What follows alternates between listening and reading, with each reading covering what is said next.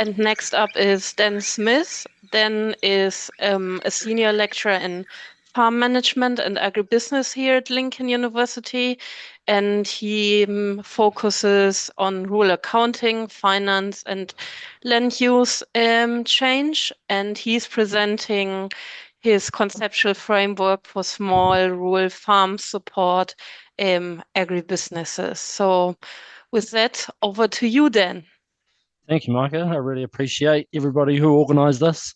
It's nice for those of us down here in New Zealand to get a chance to present when we couldn't make it to the conference. So we really appreciate it. As you can see, my presentation, I'm also doing my PhD like Campbell. I'm probably a little bit further along. I'm sort of eyeing up the finish line.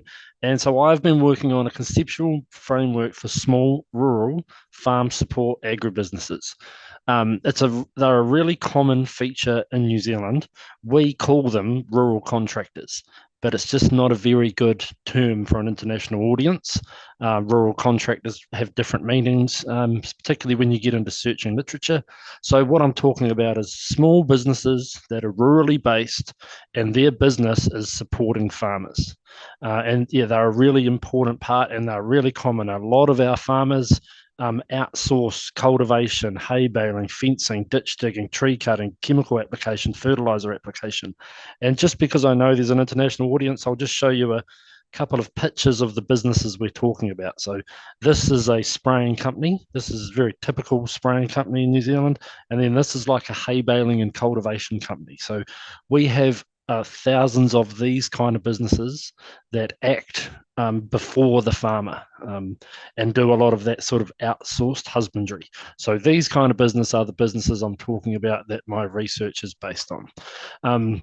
So yeah, in order to be as efficient as possible in any business or any supply chain, if there is a space where an actor can be more efficient, that's who should be completing that task. So as you can see, excuse me, from this business, it would be pretty hard for a farmer to be as efficient as running around making baleage as this company, or as efficient as applying chemical to a paddock as this company, right? So because these businesses are so modern and so efficient, it just makes sense for farmers to outsource more and more of these activities. So a lot of husbandry activities are outsourced.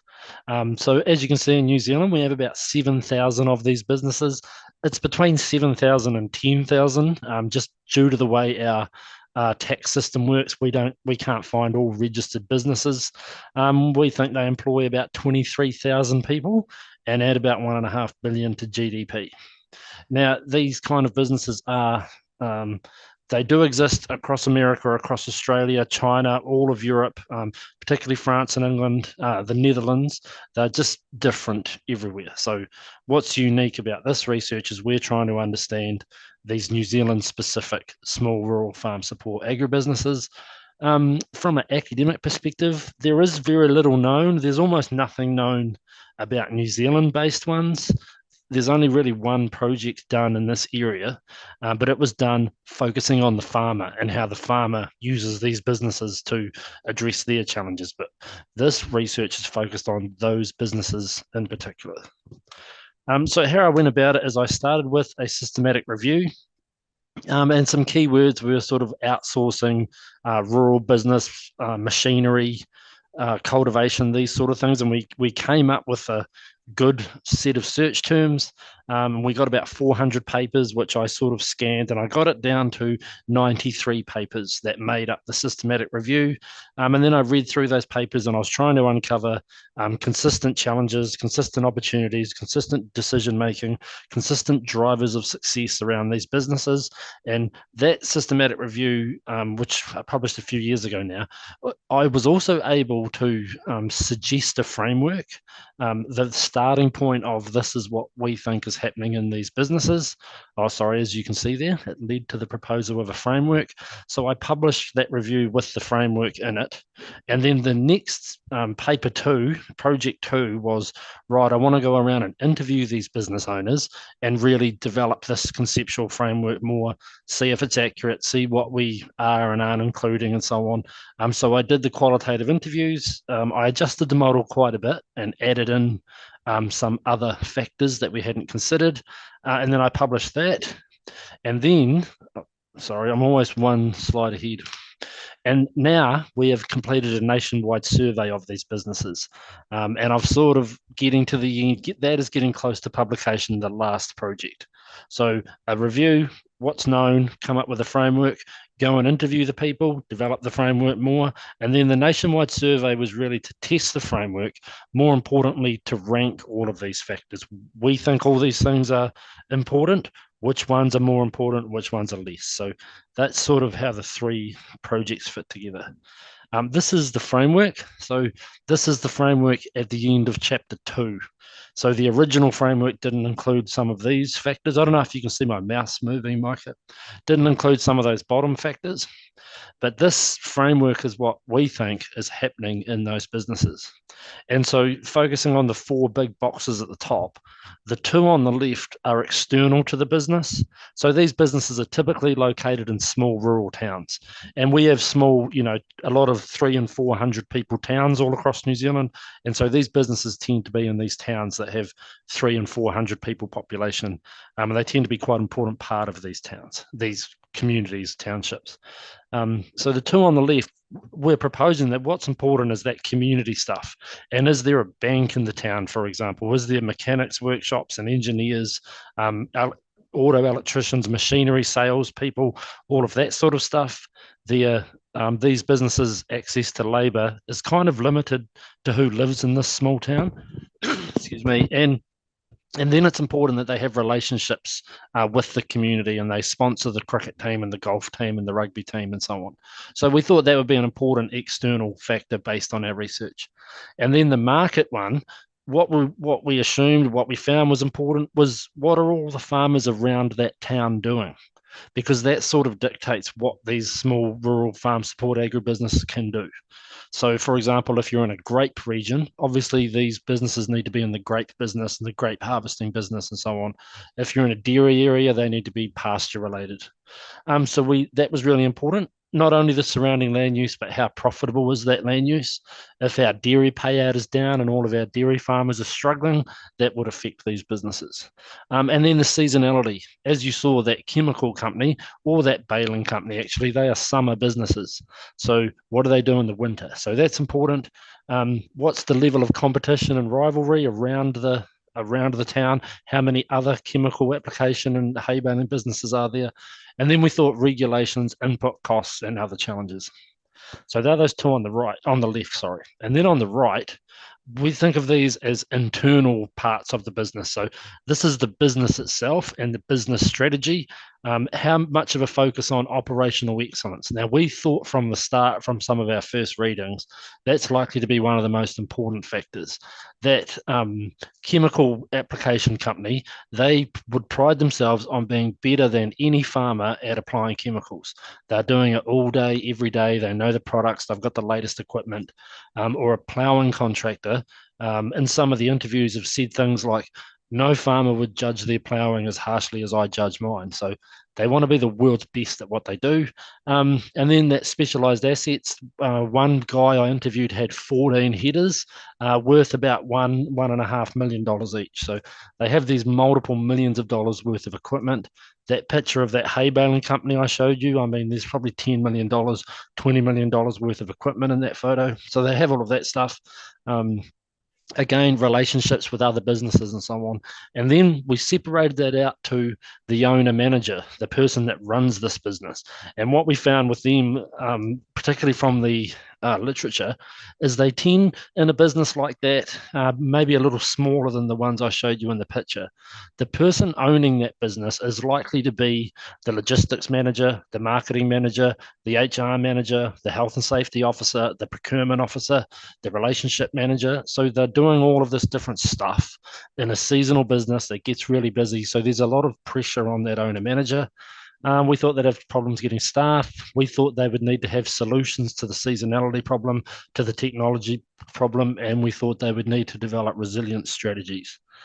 So that was our original framework. And then when we did the interviews, obviously interviewing these business owners, we found that the owner themselves, it's really important what their backstory was. And we found that most of them had some experience in their business. So that hay baling contractor that we might have interviewed, we might find that his or her first job out of high school was working for a hay baling company, or a fertilizer spreader's first job was driving a fertilizer spreader for someone else. They all tended to have some experience in their business. One was an opera singer. So I don't know how he became a owner, but most of them had a background in their business. And then an opportunity had come along, and they all had a unique story about how this opportunity came along for them to start their business. So that's our framework, right? From the end of chapter 2. And then we thought, right, we want to go out and test this, and we want to find out how important each of these pieces of information are. So I sent out a survey and asked them, we developed robust questions, and then we asked them about these characteristics. And we asked them on a Likert scale of 0 to 100, can you rank the impact or importance of these characteristics? And then once I'd asked them all these market questions, for example, the question said, now that you've thought about all these market activities, as a whole, how important do you think the market is to your business? And then they ranked the overall market. And then so that allowed me to calculate like a real score. So if they gave market overall 90 out of 100, and within that they gave competition 90 out of 100, I would just times 90 by 90 and they would get 0.81. So it allowed me to sort of develop a real score for these 20 characteristics, which, I'm trying to get published at the moment. And so what are the implications for that? As I say, we don't really know a lot about these businesses. It's pretty hard to make government policy. We have a lot of groups, particularly when we had tough agricultural times over the last decade, that kind of get together and try and push for government support and so on. But we've never really had any robust data about what is happening in these businesses. But they are gaining a lot of academic interest, particularly in China, where they've changed agricultural policy and these businesses are becoming more and more common. But also the work of Caroline Nye and so on, people are becoming more interested. There's a lot of industry bodies, but they kind of don't work together, and they probably lobby for some of the same stuff and some different stuff and so on. Everybody in that whole sphere of industry has shown a lot of interest in this project because it's novel. It's an important part of the industry. I say it's a really undervalued part of the industry. People kind of ignore it, and there's farmers, and then if you look before the farmer, there's these big fertilizer companies and big seed companies, and that's our agriculture industry. But actually there's this incredibly important part between all of those input companies and the farmers, and that incredibly important part plays a huge role in how efficient we are at agriculture. So I think people sort of are starting to realize the value of this. I'm getting a lot of interest. So some of the findings in that, and all three of those projects, is there are some challenges that are universal to all of these businesses. And they might be things like dealing with that seasonality, the time pressure, the cost of equipment, and that sort of thing. And then there are individual challenges where one interviewee might say, getting staff is not a challenge at all. So I've got them knocking on my door. And then another one might say, I can't get staff, there's no one around. So we have found some interesting challenges that are universal and some that are individual. We found that the owner is really important, and the owner relationships and just the owner's overall demeanor. All of the ones that I interviewed in person, they were all male. When I left, I was thinking, geez, he's a good guy. He was a nice guy. And I kind of think that's probably the key to these people having businesses, because they're in these small communities. You need to be a likable person or people don't want to deal with you. So that was quite important. When we looked at that model, we assumed the left-hand side was what was going to be important. What the farmers are doing in the surrounding town, how many staff are available, how you can manage the seasonality, how profitable are the farmers. What we found actually is none of them ranked those things highly. They all ranked the right side of the model highly. The important things to them is how their business operates, how they manage relationships within the business. Are they the best at what they do? That operational excellence came up a lot. How do I manage my assets? Have I got the right equipment? So all of those owner and business categories ranked really important. And then the other side, the left-hand side of the model, they said as a whole, on an average, didn't really matter so much. So the access to labour, the regulation that we assumed would be important, costs going up, weather challenges, they all sort of said that stuff doesn't matter. So it's almost like them and the business is more important than the context, almost as though they would all be confident they could pick their business up and move to one of the other islands and start again. So we thought that was quite interesting, and it's almost the opposite to what we thought. So in my discussion for paper 3, I'm able to say in paper 2 we assumed that these would be the big challenges, particularly access to labour, input costs, and weather. Which they are the 3 bottom things that came up, which we thought was interesting in our ranking. I've got some conclusions. So we kind of feel that model was accurate. So we've made a little adjustments, but we haven't, particularly in the third one, haven't found these, oh, geez, we missed this big bit. We need to change our model, or our model's wrong, or our model needs to change. So we're reasonably confident that that model is an accurate depiction of these businesses and the phenomena. Um, and that ranking is really important. So some of the findings I've enjoyed most in this third paper is that ranking. I was able to rank those 20 characteristics. So in the 4 boxes, in total, there's 20 sub characteristics, and I've ranked them as how impactful they are. I was able to separate these businesses. Some of these businesses offer one service, like fertilizer spreading, and other ones do fertilizer and cultivation and hay baling and so on to combat seasonality. So I was able to rank, to index, I guess, these businesses, stratify into ones that just specialize in one service. And then I did ones that do 2 to 4 services. So they do a few things, and then ones that do 5 or more services. And then I was also able to then index their importance of those factors. And there was a few interesting variations in there as well. So we've got that model with everything ranked, which I think is a pretty good finding. And it's pretty good for the industry as well. And like I say, some of the results were unexpected. We had always assumed that left-hand side of the model was the important stuff. Like I said, the weather and the regulation and the land use and the profitability of farmers and so on. They were the things we thought would be important, but it's all the internal stuff. And again, there's still little known. So there's still only one project done in this area. And during this, I've thought of 20 different other ideas. I would love to get a dozen master's students turn up wanting to do master's projects, because there's still a whole lot we don't know about these businesses. Why farmers outsource, and then when they do decide to outsource, like, how do they make that decision? Is it just a gut feel? Is there dollars involved? Is there calculations involved? And then if they do decide to outsource, how do they choose who to outsource to? And then why do they continue using that, or why do they change? So that's really interesting. And then that whole interface about where the agriculture industry interfaces with these businesses. And some farmers will do their own fencing but get a hay baling contractor in. The farmer next door will do their own hay baling and get a fencing contractor in. So all of that sort of area I find is really interesting as well. So yeah, there's still quite a lot.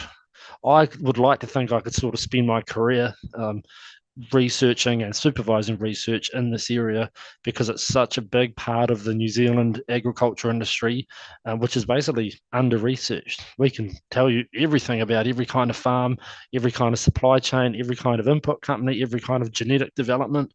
But this really important part is almost, like Caroline Nye said in her paper, a blind spot of researchers. So I'm kind of lucky to find that blind spot. Thank you, Dan. What you don't know, what happened in the meantime, you got a bit of interest into your presentation. Thank you for your very passionate presentation of your work. Handing over to Julio for the first question. Hello, everyone, and thank you for your presentation. It was a great one, quite interesting. So I think I have a few questions here. Handing over to the first one. Yeah, I was wondering, do you think these fines are applicable to other countries other than New Zealand? Yeah, well, I think so. It just depends how similar your contracting industry is to ours. I know, like in England, for example, they have a lot of labor-only contractors. We don't really have that. I know, like in Brazil, for example, they tend to have a middle person that would control that, like with transport companies. So it just depends how similar said country's industry is to ours. But as far as a rural business that's out there in a rural town providing a husbandry service to a farmer, it shouldn't matter where they are in the world. It should be the same forces, we assume. Okay, great. Only one last question. Of all the business characteristics uncovered, which one do you think is the most important? It's that operational excellence is what they've said, being the best at what they do. And that probably leads to Okay, efficiency as well. But that fertilizer spreading company or a spraying company or a ploughing company or a fencing company, they want to build the best fences, do the best ploughing job, have the latest equipment and so on. So that came up as the most important, okay, is that being the best at what we do. okay, great. Thank you. On to you, Meg. So welcome Thanks for to spotlighting me, Micah. thank you, Dan, for your work. Was awesome